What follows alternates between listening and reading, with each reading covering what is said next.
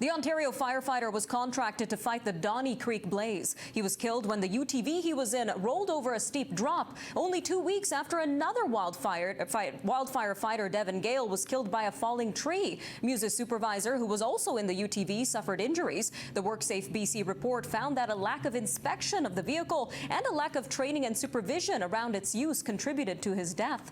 It also found that both passengers hadn't been wearing helmets, and one of them wasn't wearing a seatbelt. The BC Wildfire Service is staying positive as it continues to deal with nearly 400 blazes burning across the province. As our Monica Gould reports, progress has been made in firefighting efforts heading into the cooler months.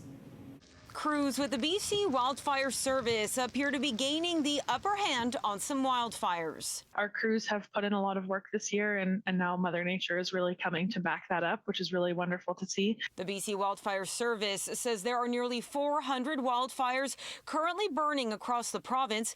Several started in the last 24 hours, but about 30 wildfires were declared out within that same time period. Much of the province is seeing a downturn into a little bit more seasonal weather or cooler temperatures, maybe seeing some precipitation. Provincial Information Officer Jean Strong says it's contributing to a decrease in fire activity, although the Okanagan and parts of northern BC are still seeing warmer temperatures. It's not a province-wide downturn. We're not quite done for the year, but it is nice to see the weather support our crews on the ground. It's a major change from this time a year ago when the McDougall Creek wildfire broke out in West Kelowna, putting tens of thousands of people under evacuation orders and destroying nearly 200 homes. If you reflect on that, where we were 365 days ago to now, obviously still fires on the landscape and still communities being impacted, but to a much lesser extent than in 2023.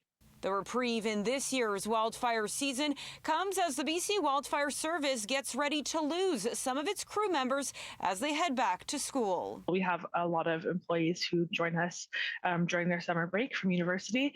So as we look ahead at that, something we look at every year is how do we balance our resources and see if we need to bring in additional resources from other agencies or other province partners to make sure that we're supplementing those areas that we need to. Campfires continue to be banned throughout the province, with the exception of the Prince George Fire Centre. In Vancouver, Monica Gould, City News.